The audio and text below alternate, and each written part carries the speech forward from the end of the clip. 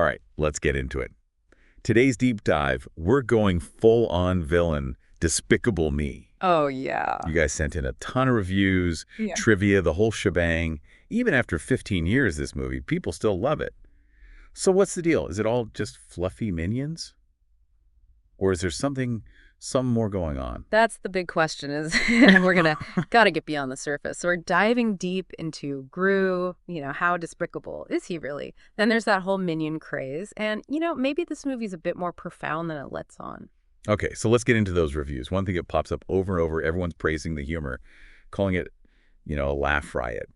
But here's the thing. They also point out this surprising heart. It's not just silly. It actually seems to genuinely get you in the feels. Yeah, it's a tough balance. You could so easily write it off as just another kid's movie. Right. But the way Gru, he's supposed to be the supervillain, right? But he becomes a dad to these orphans. It's that classic redemption arc, but they do it with sincerity, And then on top of that, you've got the minions. Oh, speaking of, people are obsessed with these minions. Yeah. Just look at the descriptions. Adorable and hilarious, Twinkie-like creatures, like yellow exercise balls with eyes. That simple design, it's got to be a big part of their appeal, right? Oh, totally. That simplicity, it's genius. Visually, they're striking, instantly recognizable. And it works worldwide because, well, they don't rely on any complex dialogue. They tapped right into that universal love of silliness.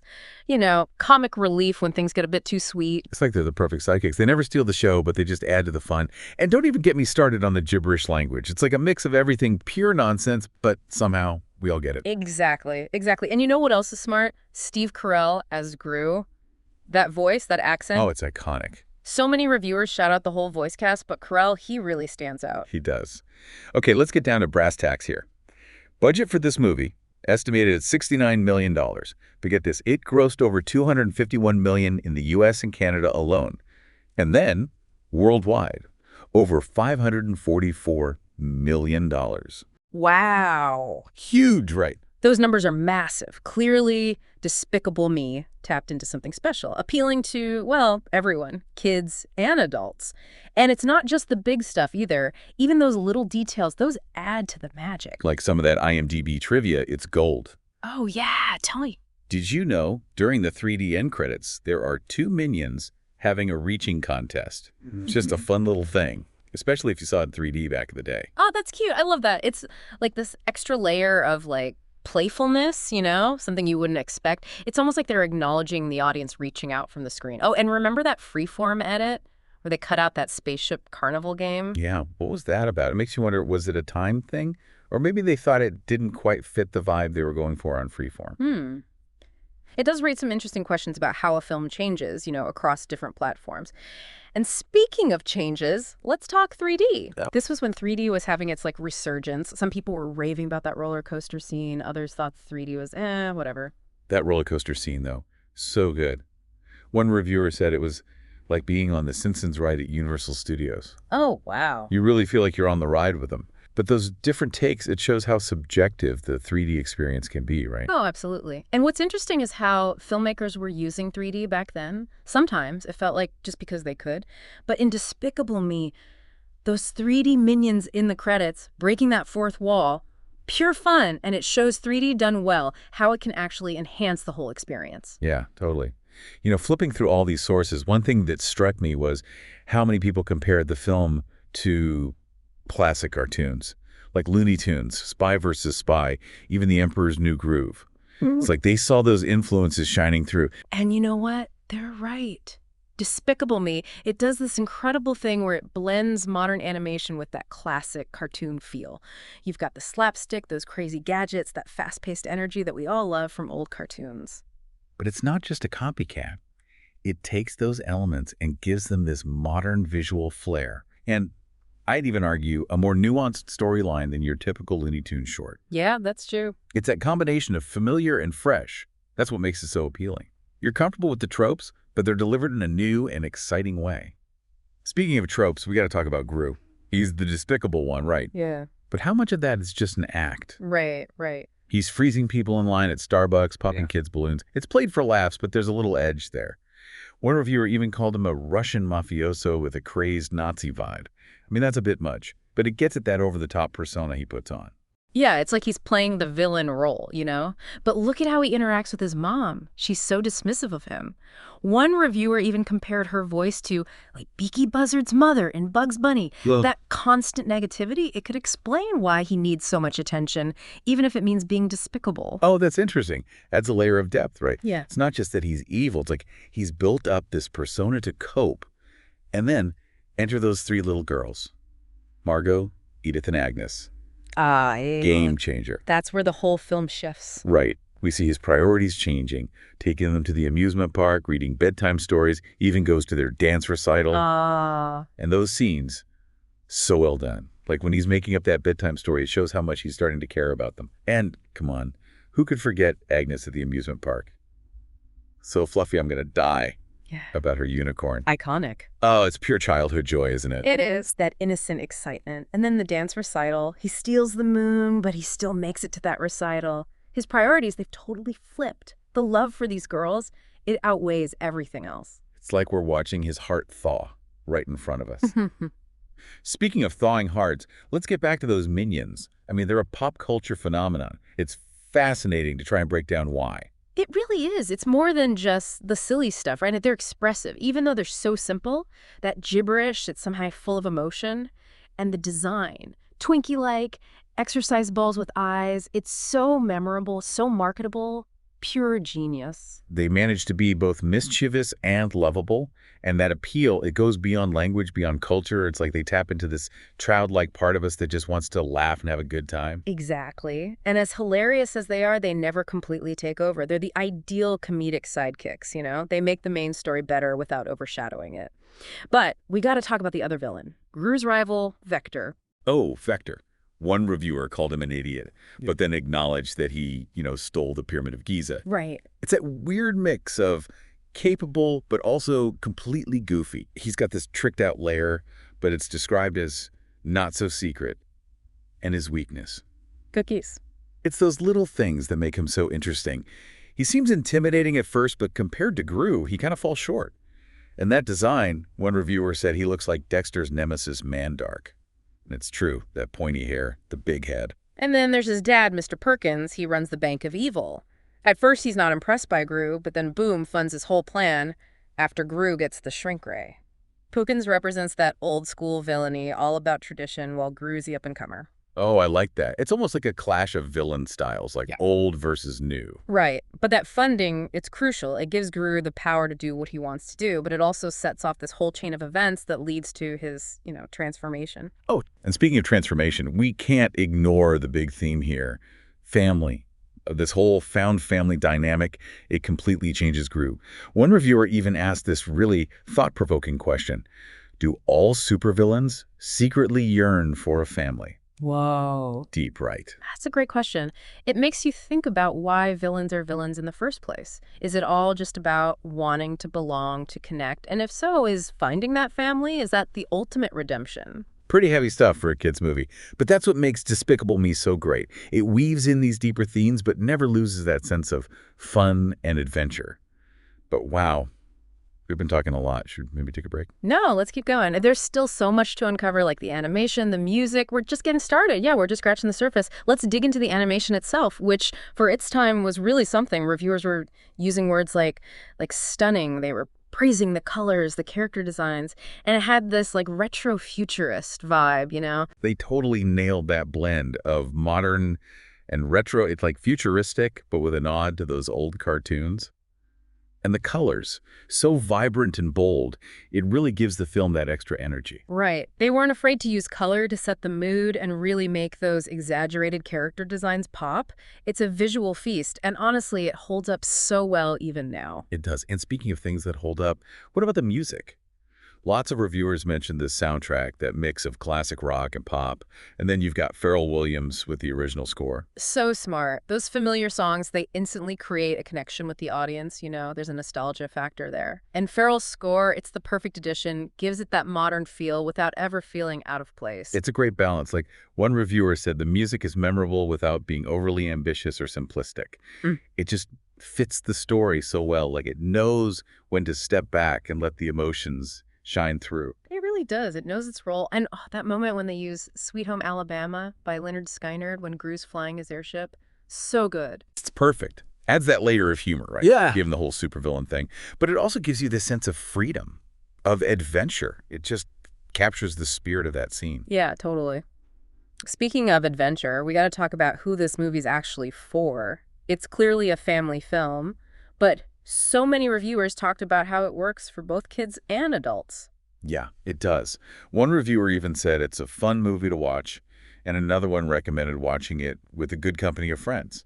It's definitely rewatchable, perfect for family movie night or even just hanging out. Totally. Kids, they're drawn to the slapstick, the colorful characters, and adults, well, they get those subtle jokes, appreciate the clever writing. It's a film that works on multiple levels, and I think that's part of why people still love it.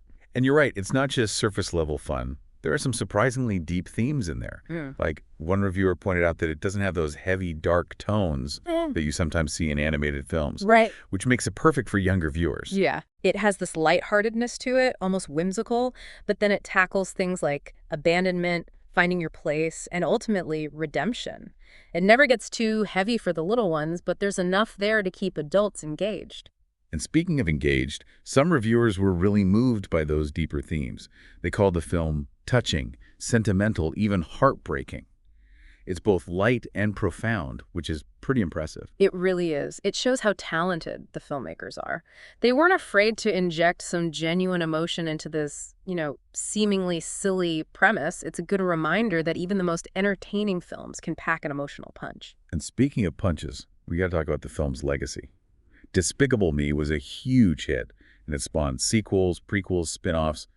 It's an empire now. It's wild. One reviewer even said, this is the original, where it all began. And they were right. This one film started a cultural phenomenon. It's amazing to see how much it's impacted, well, everything. And you can't talk about Despicable Me without talking about the Minions. Oh. They've become synonymous with the whole franchise. One reviewer even predicted they'll probably have their own aisle in toy stores very soon. And look at them now. They're everywhere.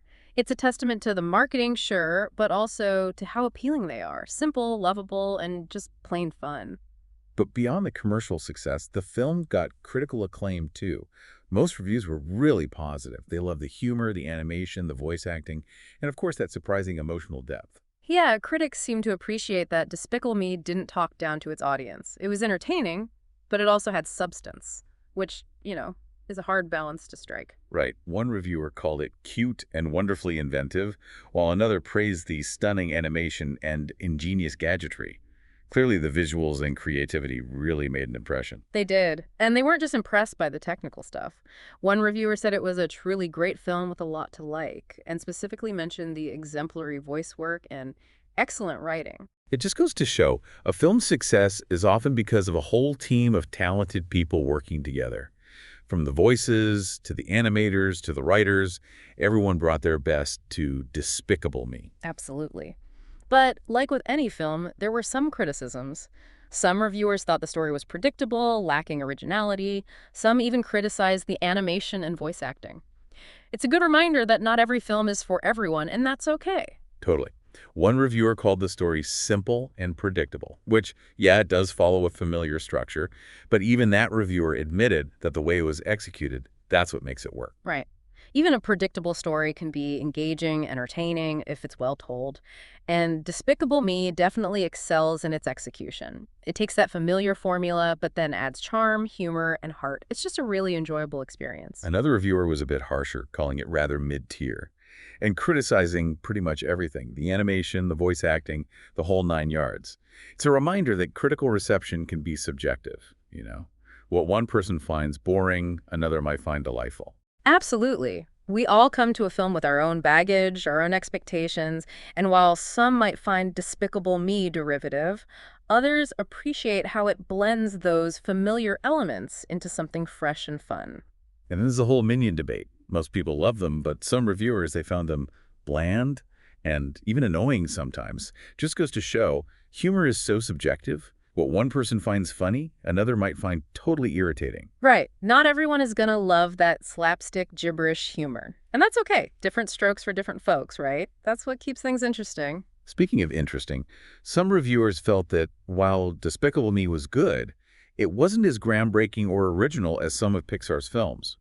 And Pixar has set a pretty high bar for animated films, both in terms of storytelling and technical stuff. Yeah, they have. But it's also important to recognize what other studios are doing, like Illumination. They're creating their own unique, memorable films. Despicable Me may not be revolutionary like some Pixar films, but it's still a fantastic film on its own. Absolutely. And it's achieved a level of cultural impact that, well, few films can match, Pixar or not. Let's circle back to that 3D discussion for a sec. Despicable Me came out when 3D was making a comeback, and reviewers had mixed feelings about how it was used. Some thought it was unnecessary, like the film would have been just as good in 2D, but others, they were blown away by some scenes, especially that roller coaster sequence. Oh, that roller coaster scene.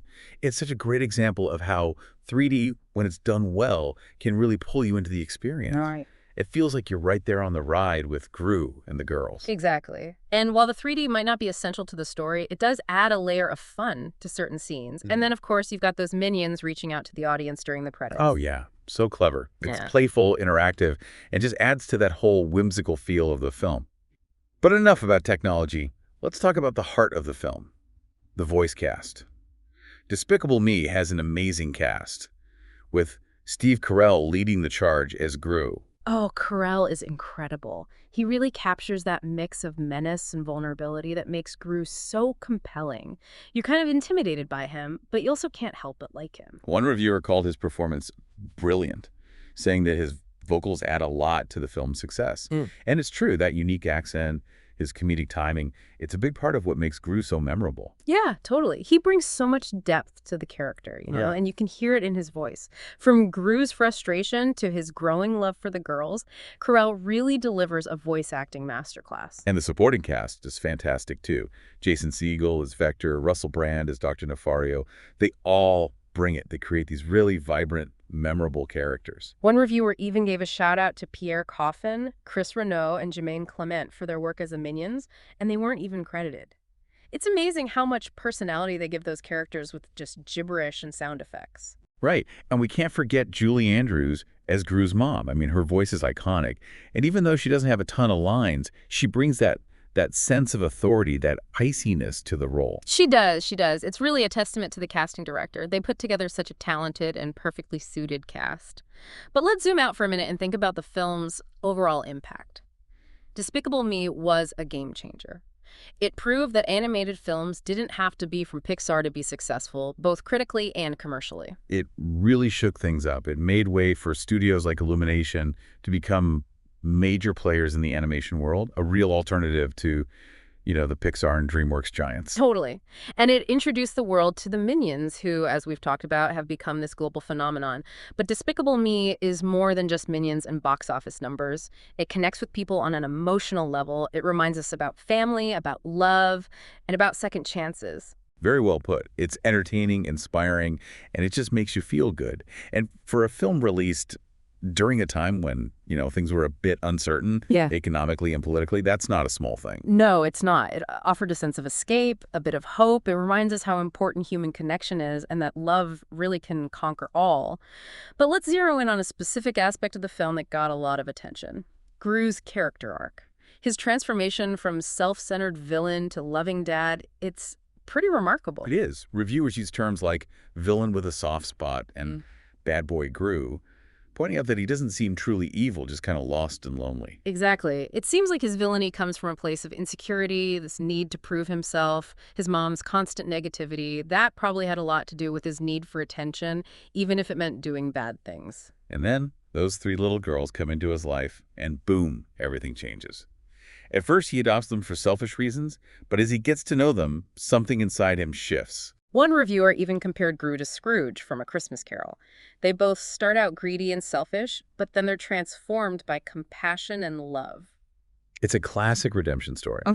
But Despicable Me does it with so much heart and humor, it never feels cliche. It's gradual, a bunch of little moments that slowly break down Gru's walls and show us the good guy underneath. Those little moments are so important, like when he makes up that bedtime story for the girls, or when he goes to their dance recital even though he just stole the moon. His priorities have totally changed, and it's just so heartwarming to watch. Reviewers described his transformation as heartwarming and believable, and touching, sentimental, and heartbreaking. It's a story that connects with everyone, no matter how old you are. It reminds us that even the toughest hearts can be softened by love. It really does. Rue's journey shows us just how powerful human connection is and how transformative love can be. But let's move beyond the emotional stuff for a sec and talk about the film's visual style. Like we mentioned before, Despicable Me has this cool blend of modern and retro design that makes it unique. Yeah, that retro-futuristic aesthetic is so cool. It's like futuristic technology, but with a nod to classic cartoons. And the colors, so vibrant, so bold, it really makes the film visually interesting. The colors are definitely key to the film's appeal. Those bright hues and bold contrasts create a sense of playfulness and excitement, and that really matches the overall tone of the film. And the animation itself is amazing. Reviewers praise the detailed characters and environments, how smoothly everything moves. They said it looks stunning. The animators did an incredible job bringing this world to life. But we can't forget the music. That mix of original songs by Pharrell Williams and classic pop and rock tracks, it's brilliant. It's the perfect soundtrack. Catchy, memorable, and it really enhances the emotional parts of the film without ever feeling like it's trying to take over. Exactly. It's a great example of how music can elevate a film. It adds layers of emotion and atmosphere. And that use of Sweet Home Alabama by Leonard Skinner. Perfect. Oh, it is. It's funny. Yeah. And it really creates a sense of time and place. But let's not get too lost in the details. Zooming out again, Despicable Me had a huge impact on animation and on pop culture in general. It did. It showed that non-Pixar films could be just as successful. It gave us the Minions, and it paved the way for a whole new generation of animated films. It's a film that's still entertaining and inspiring people of all ages, and it reminds us about the importance of family, love, and second chances. Beautifully said. But before we finish our deep dive into Despicable Me, I want to leave you with something to think about. Given Gru's journey from villain to dad, do you think his transformation reflects a bigger change in how we see villains as a society? That's an interesting question. What do you mean by a bigger change? Well, traditionally, villains were always portrayed as purely evil, driven by greed, power, or just wanting to hurt people. But lately, we've been seeing more complex villains with backstories that explain their motivations and make them easier to relate to. That's true. We're starting to see villains as flawed people who, even though they do bad things, might still have some good in them. Right. So could Gru's transformation in Despicable Me be a reflection of that? Is it suggesting that maybe the line between hero and villain isn't always so clear? That's a really interesting idea. Makes you wonder if maybe we all have the potential for both good and bad inside us, and the choices we make determine who we really are. Exactly. It challenges us to look beyond what's on the surface and consider just how complex human nature really is. This has been such a great deep dive. I have a whole new appreciation for Despicable Me and how it can entertain, inspire, and make you think. It's been great exploring this film with you, but remember, the conversation doesn't have to stop here. Keep exploring, keep asking questions, and keep discovering the magic of movies. Now let's move on into the final part of our deep dive, where we'll talk about the film's humor, its self-awareness, and its overall message. All right, so we've covered the heart, the visuals, the music. But what about the laughs? Despicable Me is hilarious, and going through all these reviews, one thing that really jumped out is how the film manages to, laugh at itself. Yeah, it's self-aware, right? It plays with all those supervillain tropes, but always with a wink to the audience. It's like the filmmakers are in on the joke, Like, we know this is ridiculous, let's just have fun with it. Exactly, and that's what keeps it from getting too sappy or preachy. You're laughing with the movie, not at it. One reviewer even called it a flat-out feature-length cartoon, which in this case I think is a compliment. I agree. It totally embraces that cartoonish humor, that over-the-top style where logic just goes out the window. And honestly, nowhere is that more obvious than with the Minions. Oh, for sure. They are the kings of physical comedy and absurd humor. Slipping on banana peels, getting lost in ventilation shafts, they're always a guaranteed laugh. And it works because their humor is so innocent, so pure. They're not trying to be edgy or anything. They're just being themselves. And that's what makes it so funny. And remember that scene during the credits where they're having that reaching contest in 3D? One reviewer said it had all the kids in the theater reaching for the screen. It's that playful interaction that makes it so much fun. It is. It's like they're breaking the fourth wall, inviting us to be part of this silliness. Speaking of silliness, we can't wrap up this deep dive without talking about the film's overall message. Yeah, because beneath all the laughs in Minion Mayhem, Despicable Me actually has some pretty profound things to say. One reviewer even called it a fable, which I think is a good way to put it. It's this fantastical story, but at its core, it's about the power of love and family. And that's something that resonates with everyone, no matter how old you are. Absolutely. And another reviewer mentioned how the film challenges our ideas of good and evil. Like, are those categories always so black and white? That's such a great point. We see Gru start as this despicable villain, but then he changes. It makes you wonder, are people born good or bad, or is it the choices we make that really define us? And it also touches on the idea of second chances, that it's never too late to become a better person. Gru's transformation shows that anyone can change, no matter how far gone they seem. And that's a really hopeful message, especially these days when it feels like everyone's so quick to judge. Despicable Me reminds us to look for the good in everyone, even those who might seem despicable on the surface. That's a perfect way to put it. So as we come to the end of our deep dive into Despicable Me, I'm honestly feeling a renewed appreciation for this film. It's funny, it's heartwarming, it's visually stunning, and it has a message that really sticks with you. It does. It's proof that animated films can be more than just entertainment, you know? They can make us laugh, they can make us think, and they can even make us feel a little bit better about the world. Couldn't have said it better myself. Yeah. So, to our listener, thank you for joining us on this deep dive into the world of Despicable Me. We hope you've learned something new and maybe even gained a fresh perspective on this film. And remember, the conversation doesn't have to end here. Keep exploring, keep questioning, and keep discovering the magic of film.